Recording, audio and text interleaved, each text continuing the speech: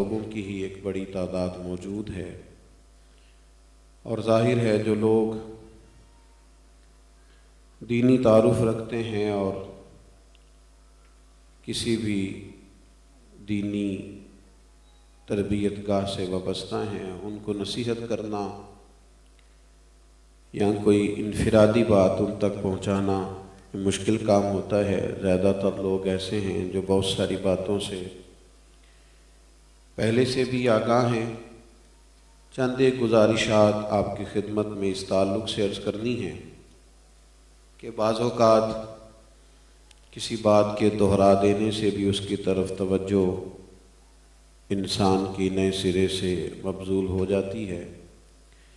اللہ تعالیٰ نے قرآن حکیم کے اندر اہل ایمان کی جو ذمہ داریاں بیان فرمائی ہیں، ان میں ایک ذمہ داری یہ بھی بیان فرمائی ہے کہ اپنے اہل خانہ کی تعلیم و تربیت پر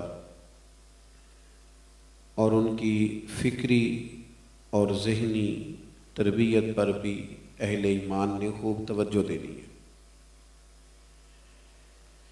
قرآن حکیم نے ارشاد فرمایا کہ یا ایھا الذین آمنوا قوا انفسکم واہلیکم نارا، اے ایمان والو خود بھی دوزخ کی آگ سے بچو اور اپنے گھر والوں کو بھی اس سے بچاؤ۔ حضرت عمر رضی اللہ تعالیٰ عنہ نے عرض کیا کہ یا رسول اللہ صلی اللہ تعالیٰ علیہ وسلم اس کا معنی کیا ہے؟ تو حبیب علیہ السلام نے فرمایا کہ جن چیزوں کا اللہ رسول تمہیں حکم دیتے ہیں تم اپنے گھر والوں کو ان چیزوں کا حکم دو، اور جن چیزوں سے تمہیں منع کیا جاتا ہے تم اپنے اہل خانہ کو ان چیزوں سے منع کرو۔ عزیز بھائیوں، کئی دفعہ انسان محسوس کرتا ہے کہ کچھ جگہوں پہ اس کا تربیت کرنا زیادہ مشکل نہیں رہا، آسان ہے۔ جیسے کسی بھی شخص کو آپ کو نصیحت کر دیتے ہیں، کوئی اچھی بات بتا دیتے ہیں، اس کے چہرے کے تاثرات بتاتے ہیں کہ آپ کی بات اسے بھلی لگی ہے اور اس کے ذہن نے اسے قبول کیا ہے، اور اس کا چہرہ بتا رہا ہے کہ وہ ارادہ رکھتا ہے کہ وہ اس پر عمل بھی کرے گا۔ لیکن کچھ جگہ ایسی ہوتی ہیں جہاں صرف بات کر دینے سے بات اثر پذیر نہیں ہوتی، وہاں آپ کو کچھ عملی صورتیں بھی پیش کرنی پڑتی ہیں۔ ان جگہوں میں سے ایک بڑی جگہ ہمارا گھر ہوتا ہے۔ اپنے گھر کے اندر دینی ماحول قائم کرنے کے لیے اور اپنے بچوں کو ایمان اور عقیدے پر پختہ کرنے کے لیے اور یقین کامل کی دولت ان کے ذہنوں میں مضبوط کرنے کے لیے صرف نصیحت کام نہیں آتی، انسان کو اپنے آپ پر بہت ساری پابندیاں لگانی پڑتی ہیں، شریعت اسلامیہ کے بتائے ہوئے پہرے بٹھانے پڑتے ہیں، اسے خود بہت سارا تبدیل ہونا پڑتا ہے۔ ہمارے دیہاتوں میں جو نوجوان کچھ زیادہ شرارتیں کرتا تھا یا اس کی کچھ شکایات یا زیادہ آتی تھی، تو اس کی شادی کے بعد اس کے گھر میں جب پہلا بچہ پیدا ہوتا تو ایک اثر اس کے خاندان والے اس پر ڈالنے کی کوشش کرتے کہ اب آپ کو اپنی ساری عادات کو بدلنا پڑے گا، اس لیے کہ اب آپ والد ہیں، آپ کے بچے آپ کو صبح و شام دیکھیں گے۔ میں اور آپ جانتے ہیں کہ جو مادری زبان ہماری ہوتی ہے نا، جو گفتگو ہم جس زبان میں کرتے ہیں، وہ زبان ہمیں اپنے بچوں کو سکھانی نہیں پڑتی، وہ صرف گھر میں بولی جاتی ہے تو بچے خود بخود اسے سیکھ لیتے ہیں۔ گھر کے اندر ایک اچھا ماحول بنانے کے لیے سب سے زیادہ اور سب سے مشکل اور سب سے ضروری کام یہ ہوتا ہے کہ انسان خود تبدیل ہو جائے، وہ اپنے اوپر کچھ ایسی پابندیاں لگائے، اپنی گفتگو پر، اپنے آنے جانے پر، اپنے معاملات پر۔ وہ اس بات کو سمجھ لے کہ اس کے بچے بہرحال اس کے عمل کا بہت زیادہ اثر لیں گے۔ اور پھر شریعت نے یہ جو کہا کہ نکاح کرتے وقت ایک دیندار خاتون کا انتخاب کریں۔ تو یہ سب سے اہم مسئلہ ہے شادی کا، سب سے بنیادی مسئلہ ہے۔ بچے سب سے زیادہ اپنی والدہ کا اثر لیتے ہیں، اور آپ اور میں اچھی طرح جانتے ہیں کہ بہت شفقت کرنے والا والد ہو یا بہت سخت طبیعت رکھنے والا باپ ہو، لیکن بہرحال اولاد کا جھکاؤ اپنی والدہ کی طرف ہوتا ہے۔ اور دانشوروں نے تو یہاں تک لکھا ہے کہ اگر والدہ چاہے گی اور تھوڑی کوشش کرے گی تو وہ اپنے بچوں کو اپنے باپ کا بھی فرما بردار بنانے میں کامیاب ہو جائے گی، اور اگر والدہ کی طبیعت میں کچھ ایسی باتیں ہوں گی، کسی جگہ اس کے مزاج میں اپنے شوہر کے لیے شدت ہوگی، تو اس کا لازمی نتیجہ یہ نکلے گا کہ اس کے بچے بھی ہو سکتا ہے اس طرح سے اپنے والد کے فرما بردار نہ بن سکیں، اور یہی حال والد کا ہوتا ہے۔ اس کی مثال یہ لکھی ہے کہ حضرت ابراہیم علیہ السلام تو اپنے صاحبزادے جناب اسماعیل علیہ السلام کو چھوڑ آئے تھے نا، اور ایک عرصہ آپ موجود نہیں رہے گھر میں، اور جب آپ واپس تشریف لائے تو آتے ہی کیا کہا اپنے بیٹے سے، جب وہ آپ کے ساتھ چلنے کے قابل ہو گیا تو کہا کہ بیٹا میں نے تو خواب دیکھا ہے، میں تمہیں ذبح کر رہا ہوں۔ اور جناب اسماعیل علیہ السلام نے کوئی مشورہ ہی نہیں کیا اپنی والدہ سے، اور فوراً تیار ہو گئے اپنے والد کے ساتھ جانے کو، اور کہا ٹھیک ہے، جیسے آپ کو حکم ملتا ہے آپ ویسا کیجئے، مجھے آپ صبر کرنے والوں میں سے پائیں گے۔ تو مفسرین نے لکھا ہے کہ اگرچہ حضرت ابراہیم علیہ السلام اللہ کے نبی ہیں، اور ان کی عظمتیں اور ان کی شانیں اور ان کی بلندیاں وہ اپنی جگہ پہ بالکل ایک طے شدہ حقیقت ہے، لیکن اپنے باپ کے لیے بیٹے کے دل میں یہ محبت کے جذبات پیدا کرنے میں جناب ہاجرہ کا بھی بہت بڑا کردار ہے۔ انہوں نے بار بار اپنے بیٹے کے دل میں اس بات کو پیدا کیا کہ آپ کے والد بڑی عظمتوں والے ہیں، بڑی بلندیوں والے ہیں، بڑی شانوں والے ہیں۔ تو ہمارے ہاں یہ ہوتا ہے کہ بہت سارے تعلقات کی بنیاد پر رشتے طے ہوتے ہیں، اچھی بات ہے، لیکن آپ اس بات کا ضرور خیال کریں کہ جس بیٹی کو آپ بیاہ کے اپنے گھر لے جا رہے ہیں، یا جہاں سے آپ اپنی بیٹی کے لیے رشتہ تلاش کر رہے ہیں، وہاں اخلاقی رویے کیا ہیں، وہاں عملی صورت کیا ہے، وہاں اور پھر ایک اور بات بھی، چونکہ میں نے عرض کیا کہ زیادہ دینی تعارف رکھنے والے لوگ یہاں موجود ہیں، ایک ہوتا ہے کسی شخص کا دینی حلیہ رکھنا، اور ایک ہوتا ہے کسی شخص کا دیندار ہونا۔ ان دونوں چیزوں میں بھی تھوڑا فرق ہوتا ہے۔ ہمارے ہاں اللہ ماشاءاللہ بعض جگہوں پہ یہ بھی ماحول ہوتا ہے کہ بہت اچھا دینی حلیہ ہے اور وضع کتھا بڑی خوبصورت ہے اور طبیعت کو اپنی طرف کھینچتی ہے، لیکن یاد رکھیے کہ اس کے پیچھے اخلاق کا ہونا، اخلاص کا ہونا، عاجزی کا ہونا، اس کے پیچھے نظریات کا پختہ ہونا، اس کے پیچھے ساری عملی صورتوں کا ہونا، بہرحال کچھ نہ کچھ اس پر بھی توجہ ہونی چاہیے، تاکہ جہاں بہت زیادہ وقت گزارا جائے گا ان چیزوں کو ذرا تھوڑا دیکھ لیا جائے۔ ہم نے دیکھا ہے کہ گھر میں ساری آسانیاں موجود ہوں، اللہ تعالیٰ کی عطا سے تمام سہولیات موجود ہوں، لیکن جس گھر میں میاں بیوی کا آپس میں محبت کا رشتہ نہ ہو، وہاں رہنا مشکل ہو جاتا ہے۔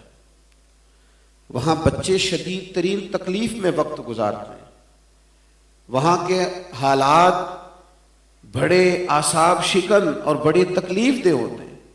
لہذا سب سے پہلے تو یہ پہلو قابل غور ہے، اور پھر اس پر یہ کہ ہمارے ہاں بعض لوگ جب اللہ تعالیٰ کے فضل اور توفیق سے انہیں کچھ دینی ماحول ملتا ہے تو پھر وہ بہت ساری چیزوں کو نہایت سختی کے ساتھ ٹھیک کرنا چاہتے ہیں، اور پھر یہ بھی ہوتا ہے کہ وہ کوشش کرتے ہیں کہ میں نے جو حکم دیا ہے وہ آج شام تک پایا، تکمیل تک پہنچنا چاہیے، اور یہ بھی خیال ہوتا ہے کہ ڈیوٹی تو صرف میں کرتا ہوں چونکہ میں گھر سے باہر ہوتا ہوں۔ وہ حکمت کے تقاضوں کو پیش نظر نہیں رکھتے. ہم نے دیکھا ہے کہ بچوں کو اس طرح ڈانٹا جاتا ہے، اس طرح ڈانٹا جاتا ہے کہ وہ بھی ایک طرح سے نہایت جبر محسوس ہوتا ہے. آپ کے بچے نے ایک آدھ غلطی کر لی ہے لیکن پھر اس کی تو بیچارے کی کئی مہینے تک اس پر تبصرہ ہی جاری رہا ہے، اور پھر بار بار کہا جا رہا ہے کہ مجھے تو پہلے پتا تھا تم ٹھیک نہیں ہو سکتے. میں کہا کرتا ہوں دوستوں سے کہ بچوں کی تربیت تو بڑے غیر محسوس طریقے سے کرنی چاہیے. انہیں کسی بات کی نصیحت کرنے کے بعد روز پھر اس بات پر ان کے ساتھ گفتگو کرنا اور لہجے میں نہایت سختی رکھنا. مسند امام احمد بن حنبل میں سیدہ عائشہ صدیقہ رضی اللہ تعالی عنہ کی وہ روایت موجود ہے. فرماتی ہیں کہ نبی کریم علیہ السلام نے ارشاد فرمایا، اللہ تعالیٰ جس گھر کے ساتھ بھلائی کا ارادہ فرماتا ہے نا، اس گھر والوں کو اللہ تعالیٰ نرمی عطا فرماتا ہے. ان کے لہجے، ان کا مزاج نرم ہوتا ہے، وہ اچھے طریقے سے سلیقے سے. ایک بزرگ آ گئے بچے کو دم کرانے کے لیے، تو اب وہ کہا حضرت ذرا اس کو پھونک دیں، اور ساتھ اس کی ساری کمزوریاں بھی ایک ہی نشست میں ذکر کر دی. باقی دو تین بھائی بڑے اچھے تھے، یہ ضدی بھی زیادہ ہے، نافرمان بھی ہے، پڑھائی میں بھی کمزور ہے، باقی سارے معاملات بھی اس کے دوسروں سے منفرد ہیں. اب وہ بیچارہ بچہ، ایک آدھ کمزوری یقیناً پائی جاتی ہوگی لیکن وہ کئی دفعہ ایسا ہوتا ہے کہ وہ پختہ ہو جاتا ہے کہ بالکل جیسے کہا جا رہا ہے میں ویسا ہی ہوں، اور باقی اپنے سارے بہن بھائیوں سے وہ اپنے آپ کو الگ تھلگ محسوس کرتا ہے. سب بچے ذہین نہیں ہوتے. یہاں علماء بیٹھے ہیں، جب آپ کلاس روم میں جاتے ہیں تو سب بچے ایک جیسے کہاں ہوتے ہیں، سب ایک ہی شعبے میں کہاں مہارت رکھتے ہیں. سب کو اللہ تعالیٰ نے الگ الگ ذہن دیا ہوتا ہے. تو اللہ تعالیٰ کی یہ تقسیم ہے. مشکوٰۃ شریف میں ہمیں وہ حدیث پاک میں ملتی ہے، جب کسی بھائی نے آ کے شکایت کی تھی کہ یا رسول اللہ صلی اللہ تعالیٰ علیہ وسلم، یہ بھائی میرا آپ کے پاس بیٹھا رہتا ہے اور میں کام کرتا ہوں. تو ان کے الفاظ حضور کی بارگاہ تک پہنچتے تو جو محبوب کریم علیہ السلام نے بات ارشاد فرمائی وہ بھی ایک نیا عنوان ہمارے سامنے رکھتی ہے. حضور فرمانے لگے اللہ تعالیٰ جو تجھے رزق عطا فرماتا ہے وہ اس کی برکت سے عطا کرتا ہے. آپ بات کو سمجھیے. بعض اوقات یہ ہوتا ہے کہ ایک آدمی بہت باصلاحیت ہو جاتا ہے، اور ہمارے ہاں یہ ہوتا ہے کہ جو آدمی باصلاحیت ہو جاتا ہے یا کسی وجہ سے معروف ہو جاتا ہے وہ مشورے بھی بہت دیتا ہے، اور پھر وہ پسند کرتا ہے دوسروں کو یہ کہنا کہ شاید یہ تو کچھ جانتے ہی نہیں، کچھ رکھتے ہی نہیں، کچھ سمجھ بوجھ ہی نہیں رکھتے، کچھ محنت ہی نہیں کرتے. وہ بالکل ہر وقت رائے دیتا رہتا ہے.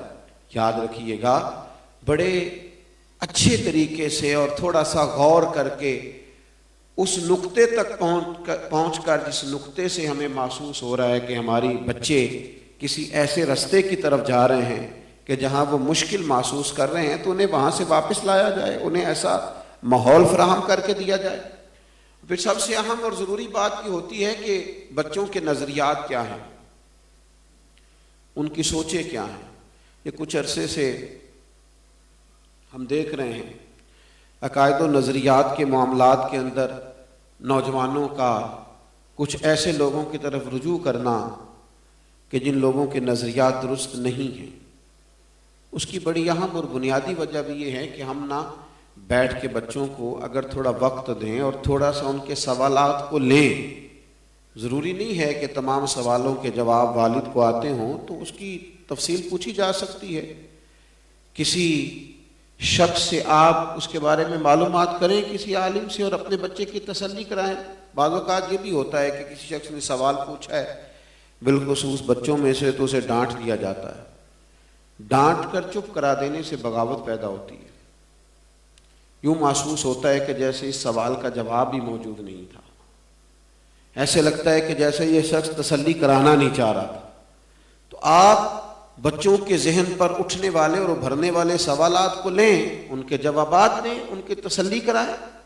اور اللہ تعالیٰ کا فضل ہے، اللہ تبارک و تعالیٰ نے عقائد اہل سنت کے اندر اتنی طاقت رکھی ہے اور ان کے دلائل اتنے مضبوط ہیں کہ اگر صحیح معنوں میں ہم اپنے بچوں تک وہ پہنچانے میں کامیاب ہو جائیں تو ایسی کوئی دوسری رائے نہیں ہے کہ وہ کسی جگہ کمزور ہو سکے. لیکن وہ وقت کہ جب کوئی اور آدمی ان کی خالی ذہن پر اپنی تحریر لکھے، اس سے پہلے چاہیے کہ ان کو ہم عقائد سے آگاہ کریں، انہیں علم ہو، انہیں خبر ہو. لیکن اب مسئلہ یہ بن گیا ہے کہ پہلے تو بچوں کو کہنا پڑتا تھا نا تھوڑا موبائل کم استعمال کریں. اب بچے بیچارے شکایت کرتے ہیں کہ ابا گھر میں آتے ہیں تو ان سے گزارش کریں چلیں گھر آ کے تھوڑا ٹائم ہمیں دے دیں، بات چیت تو کریں. اور والد کے پاس بڑا معقول بات کرنے کا بہانہ ہے، وہ کہتے ہیں سارا بزنس ہی موبائل پہ ہے صاحب، میں کوئی ایسی ویسی چیزیں تو نہیں دیکھ رہا. تو میاں آپ 8-10 گھنٹے گھر سے باہر تھے تو بزنس کرتے، کس نے منع کیا تھا؟ لیکن گھر میں آ کے ان بچوں کے ساتھ آپ وقت گزاریں، آپ ان کو ٹائم دیں. سب سے مصروف زندگی نبی کریم علیہ السلام نے گزاری ہے، لیکن کریم محبوب تو اپنی اولاد کو وقت دیتے. ساری رات بیدار رہتی تھی سیدہ فاطمہ اور نوافل ادا کرتی تھی، پھر بھی حضور ان کے حجرے کے قریب سے گزرتے تو نماز کے وقت آواز دیتے، توجہ دلاتے. تعلیم امت کے لیے عزیز دوستو یاد رکھیے، جب تک اپنے پھولوں کو وقت نہ دیا جائے اور ان کی خوراک کا خیال نہ کیا جائے، ان کو مناسب دھوپ اور مناسب پانی کا بندوبست نہ کیا جائے، تو کئی دفعہ پروان تو چڑھتے ہیں لیکن جو ان کو زیادہ کھلنا ہوتا ہے وہ زیادہ کھل نہیں پاتے. ان کو ٹائم کی ضرورت ہوتی ہے. اور پھر میں کبھی کبھی دوستوں سے محبت کے ساتھ ایک بات کرتا ہوں، یہاں جو کہ بزرگ بیٹھے ہیں، میں دوستوں کو کہتا ہوں کہ میری رائے یہ ہوتی ہے کہ یہ جو میاں بیوی کا جھگڑا ہوتا ہے نا گھر میں، اس میں اکثر غلطی میاں صاحب کی ہوتی ہے. اتنی میں نے غلط بات نہیں کی جتنا زیادہ گھورا ہے آپ نے مجھے. میں نے تو ہلکی سی گزارش کی ہے چلیں آپ اختلاف کریں لیکن اتنا سخت تو نہیں گھوریں آپ. اس کی وجہ یہ ہے، جو بات عرض کرنا چاہتا ہوں وہ یہ ہے کہ خاتون بیچاری کی عقل تو کمزور ہے. تو صاحب آپ کی تو ٹھیک ہے نا، تو چاہیے تو یہ تھا کہ گھر میں ہونے والے جھگڑوں کو آپ سمیٹتے، آپ گھر میں امن قائم کرنے کے لیے، سکون قائم کرنے کے لیے اور اچھا ماحول قائم کرنے کے لیے زیادہ اچھا کردار ادا کرتے. لیکن آپ تو ہر بحث میں برابر ہیں، ہر جھگڑے میں برابر ہیں، ہر جگہ برابر ہیں، کسی جگہ بھی آپ اعلیٰ ظرفی سے چیزوں کو لینے کو تیار نہیں ہیں. باتوں کا خیال رکھنے کی ضرورت ہے. حضرت سیدہ عائشہ صدیقہ رضی اللہ تعالیٰ عنہ فرماتی ہیں، ایک دن نبی کریم علیہ السلام نے مجھ سے ارشاد فرمایا کہ عائشہ جب آپ مجھ سے راضی ہوتی ہیں تب بھی مجھے پتہ چل جاتا ہے، اور جب آپ کسی جگہ اپنے دل میں کوئی بات رکھے ہوئے ہوتی ہیں تب بھی مجھے پتہ چل جاتا ہے. تو میں نے عرض کی یا رسول اللہ صلی اللہ تعالیٰ علیہ وسلم آپ ارشاد فرمائیے. تو کریم مسکرانے لگے. حضور فرمانے لگے آپ کبھی کبھی قسم اٹھاتی ہیں، جب آپ پوری طرح راضی ہوتی ہیں تو کہتی ہیں مجھے رب محمد کی قسم ہو، اور جب کسی جگہ دل میں کوئی بات ہوتی ہے تو پھر آپ فرماتی ہیں مجھے حضرت ابراہیم خلیل کے رب کی قسم ہو. مجھے بتائیے اس طرح کا ماحول اور اس طرح چیزوں کا خیال رکھنا اور اس طرح کا انداز جو اللہ کے حبیب علیہ السلام ہمیں عطا فرماتے ہیں، یہ اگر تھوڑا سا اپنے گھر کے اندر وقت دے کر اس ماحول کو دیکھا جائے تو انداز کیا ہوگا. جناب عائشہ صدیقہ فرماتی ہیں میں نے فوراً عرض کیا کہ مجھے رب محمد کی قسم ہو، میری زبان سے نام ہی جاتا ہے، میرے دل میں آپ ہر وقت موجود رہتے ہیں. عزیز بھائی، اپنے گھر میں معاملات کو بہتر کرنے کے لیے، اور پھر ہم سب انسان ہیں، ہمارے اندر انسانی کمزوریاں موجود رہتی ہیں، بہت ساری جگہوں پر ان کا غلبہ بھی ہوتا ہے، اور نہ چاہتے ہوئے بھی بعض کمزوریاں زندگی میں انسان سے رہ جاتی ہیں. اپنی کمزوریاں آگے تقسیم نہیں کریں. اپنی غلطیوں پر، اپنی خوبیوں پر سب سے زیادہ گواہ ہم خود ہوتے ہیں. ان کمزوریوں کو آگے تقسیم نہ کریں. ہمیں پتہ ہوتا ہے کہ کہاں کہاں ہمارے مزاج میں، طبیعت میں کمزوری ہے، اس کا تھوڑا خیال فرمائیں. ہو سکتا ہے چلے 1 منٹ کے لیے فرض کیجئے، مان لیا، معاذ اللہ ایسا ہونا تو نہیں چاہیے، مان لیا آپ نے کسی مجبوری کے تحت ہی کبھی بچے سے کہا ہوگا کہ باہر جو آیا اسے کہہ دو میں گھر میں موجود نہیں، یا یہ میرا ٹیلی فون سن لیں اور بتا دیجئے کہ میں کسی جگہ مصروف ہوں معاذ اللہ، آپ نے چلیں ایک، میں نے کہا فرض کیا، مان لیا 1 منٹ کے لیے، لیکن آپ نے تو شاید بہت مجبوری میں ایسا کہا ہوگا اپنے تئیں، لیکن پھر ساری زندگی آپ گزارش کریں گے اپنے بیٹے سے کہ بیٹا میرے ساتھ سچ بولو، لیکن وہ بولے گا نہیں، اس لیے کہ آپ نے اسے طریقہ سکھایا ہے جھوٹ بولنے کا، آپ کی تائید سے اس نے بات کی ہے، اسے سمجھ آ گئی ہے کہ اپنے دفاع کے اندر جھوٹ کیسے بولا جاتا ہے، تو وہ طے کر لے گا۔ اور پھر سب سے زیادہ اذیت میں ماں باپ آتے ہیں، اہل خانہ آتے ہیں۔ میں نے دیکھا ہے گھر والی شکایت کر رہی ہوتی ہے کہ تو کم خرچ دیا کر، پر یہ تو بتایا کر جا کہاں رہا ہے، اور جہاں بتاتا ہے وہیں جایا کر۔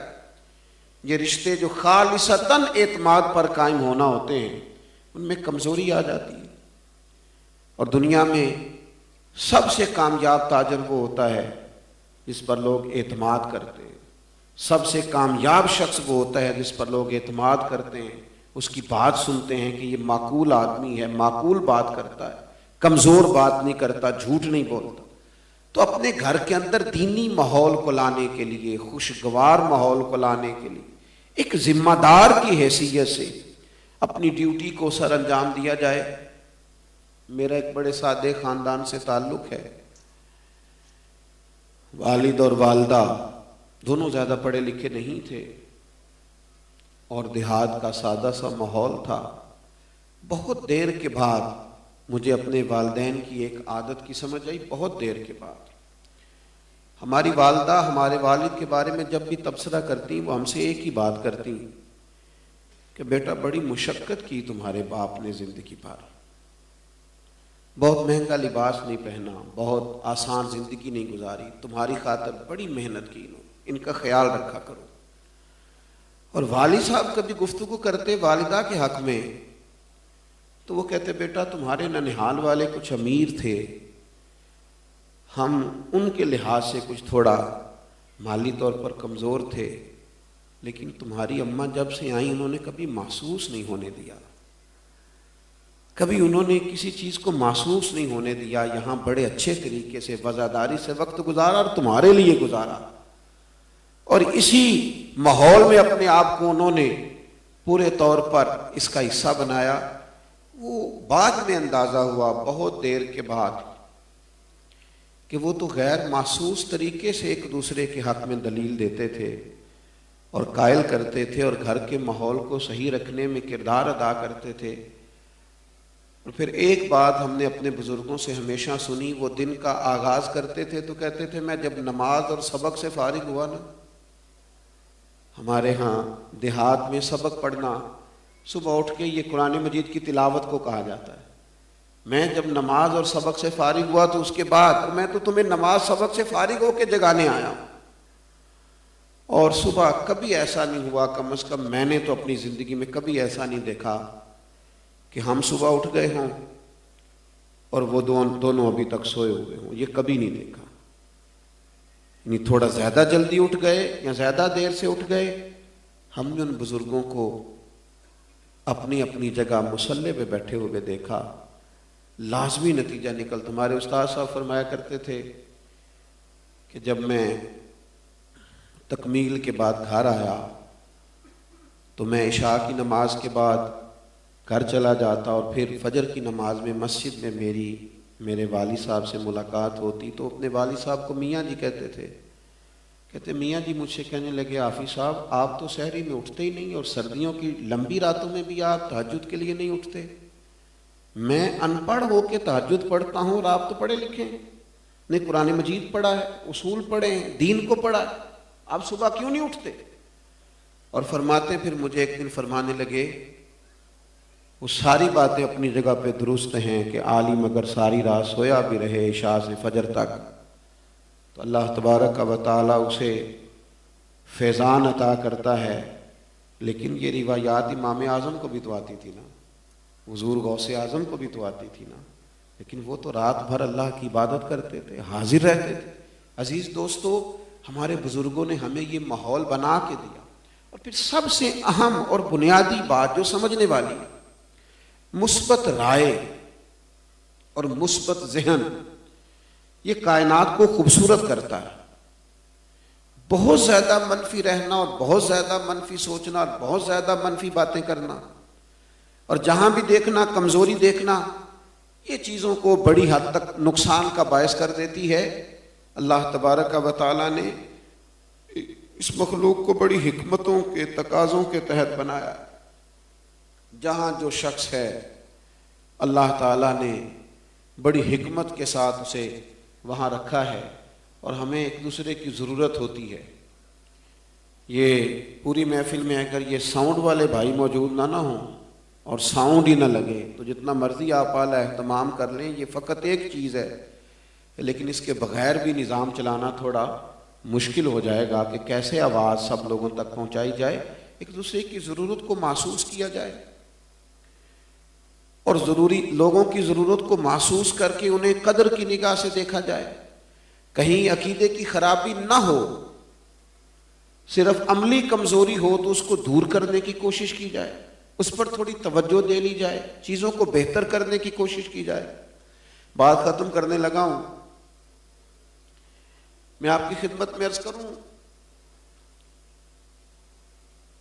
آپ بہت زیادہ چیزوں کو پڑھتے ہیں، بہت ساری چیزوں کو سوچتے ہیں۔ میں نے یہ دیکھا ہے کہ اب یہ ہونے لگا ہے کہ لوگ نتائج اپنی مرضی کے نکالنے لگے۔ وہ اپنی مرضی کا مطلب بعض جگہوں سے چیزوں سے لیتے ہیں، اور جب کوئی عمل کرتے ہیں اس کے بعد نتیجہ بھی اپنی مرضی کا چاہتے ہیں۔ ایک تو اللہ تعالیٰ نے اس امت پر یہ فضل کیا ہے کہ ہمیشہ علماء، محدثین، مفسرین اس امت میں موجود رہے۔ کتاب و سنت کے مفاہیم جو ان لوگوں نے سمجھے وہ اتنی دیانتداری سے سمجھے، اتنے اخلاص کے ساتھ انہوں نے سمجھے، اور اپنی رائے جو انہوں نے دی، آپ کبھی ان لوگوں کو دیکھیں، ان کو پڑھیں، ان کی زندگیوں کو دیکھیں تو آپ کو محسوس ہوگا کہ کس اخلاص کے ساتھ انہوں نے اپنی رائے لوگوں کے سامنے رکھی۔ یاد رکھیے گا، اپنی مرضی کے مطالب جب ہم لیں گے نا تو اس کا نتیجہ بہت خوفناک برآمد ہوگا، اور یہ بہت ساری جگہوں پہ ہوا ہے۔ ہم نے دیکھا ہے لوگ پھسلے اور پھر اس طرح پھسلے کہ وہ بیچارے کسی جگہ ان کا پھر ہاتھ ہی نہیں لگا، کوئی سہارا نہیں ملا، پھسلتے ہی چلے گئے۔ ایک تو نتائج اپنی مرضی کے چیزوں سے لینا، میں دیکھتا ہوں ہمارے یہاں ہم لوگ پوچھنے لگے ہیں کہ وہ کس کس کو کھانا دینا بہو کی ذمہ داری ہے اور کس کس کو وہ کھانا نہیں دے گی، اور کیا کیا ڈیوٹیاں جو ہیں وہ بیٹے کے ذمے ہوں گی، وہ کس حد تک ساری فیملی کو لے کے چل سکتا ہے، جب اس کا اپنی مرضی کے مطالب نکال کے چیزوں کو، اور وہ جیسے بنی اسرائیل کا طریقہ تھا نا، کیا فتؤمنون ببعض الکتاب وتکفرون ببعض، کتاب کے بعض حصے کو مان لینا اور بعض سے کفر کرنا، اپنی جیسے یہ مسئلہ سب مردوں کو یاد نہیں کہ اسلام میں 4 شادیاں جائز ہیں، اور بھی بہت کچھ جائز ہے، باقی چیزیں بھی یاد کر لیں۔ اسی طرح کے بعض مسائل ہمارے نوجوانوں نے یاد کیے ہیں، اور وہ دین کی روح جو ہے، جو ہمارے بزرگوں نے نچوڑ بیان کیا ہے، اس کو نہیں سمجھتے، اور چند ایک چیزیں کہیں سے لیتے ہیں، سنتے ہیں، اور پھر بس اسی پر وہ اپنا وقت سارا گزار دیتے ہیں۔ اپنی مرضی کے مطالب نہ لیں، یہ دیکھیں کہ کتاب و سنت کے مفاہیم تو بیان کیے جا رہے ہیں صدیوں سے۔ مجھے ایک صاحب چند دن پہلے کہنے لگے کہ کیا ضرورت پڑی قرآن مجید کی تفسیر کرنے کی، اور میں نے کہا اللہ کے بندے، قرآن مجید کی تفسیر کی ضرورت تو اس دور صحابہ میں ہی محسوس ہوئی۔ لوگ پوچھتے تھے جا کے ایک دوسرے سے کہ اس آیہ مبارکہ کا معنی کیا ہے۔ حضرت فاروق اعظم رضی اللہ تعالیٰ عنہ نے تمام صحابہ کی محفل میں ایک بات چھیڑ دی، فرمایا اذا جاء نصر اللہ والفتح، اس کا معنی بیان کریں۔ تو تمام صحابہ نے اپنی اپنے شعور کے مطابق اس کا مفہوم بیان کر بڑا عمدہ بیان کیا۔ جناب عبداللہ ابن عباس سامنے بیٹھے تھے اور خاموش تھے۔ جناب فاروق اعظم کہنے لگے آپ بھی تو کوئی بات کریں، ہم آپ سے سننا چاہ رہے ہیں۔ تو حضرت عبداللہ ابن عباس فرمانے لگے حضور،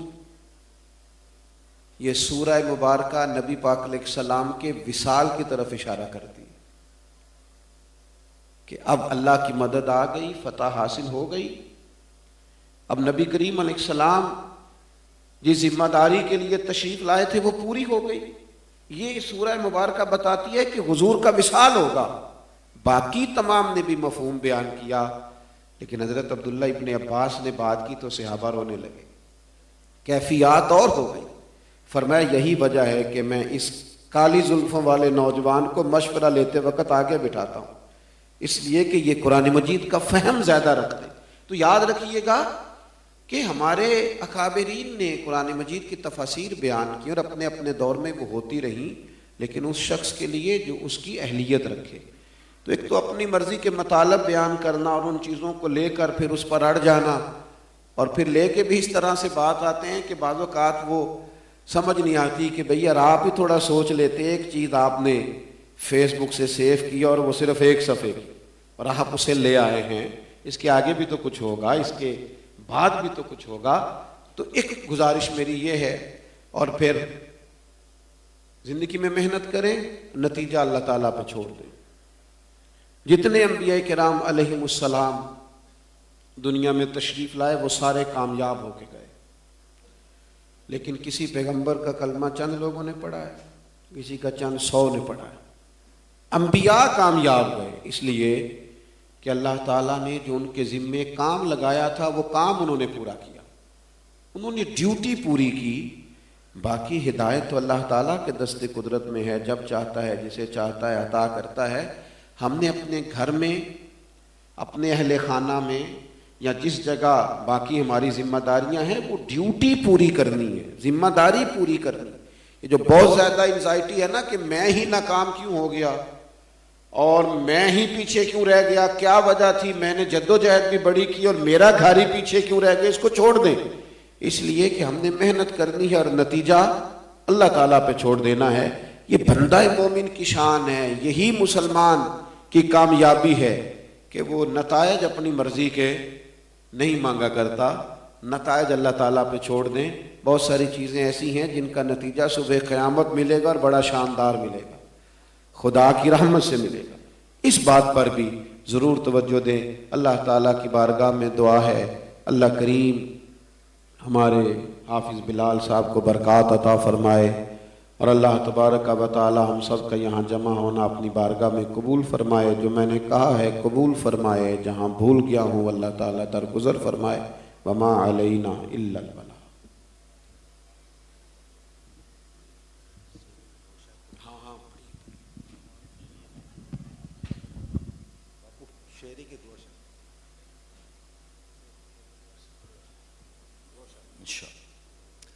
صلو علی الحبیب.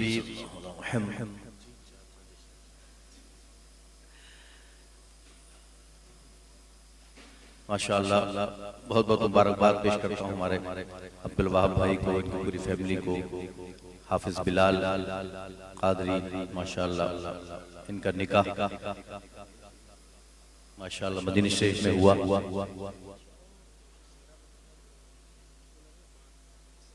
جی انشاءاللہ ہمارے عارف اتاری صاحب بھی تشریف فرما ہیں، مل کے انشاءاللہ چند اشعار پڑھے جائیں گے. اور عبدالوہاب بھائی کی بھی خواہش ہے، میری بھی خواہش ہے کہ آپ لوگ جو ہار پھول وغیرہ پہنائیں وہ سحرے کے بعد پہنا دیں، کیونکہ یہ بڑی قیمتی دعائیں ہیں شیخ طریقت امیر اہل سنت دامت برکاتہ العالیہ کی.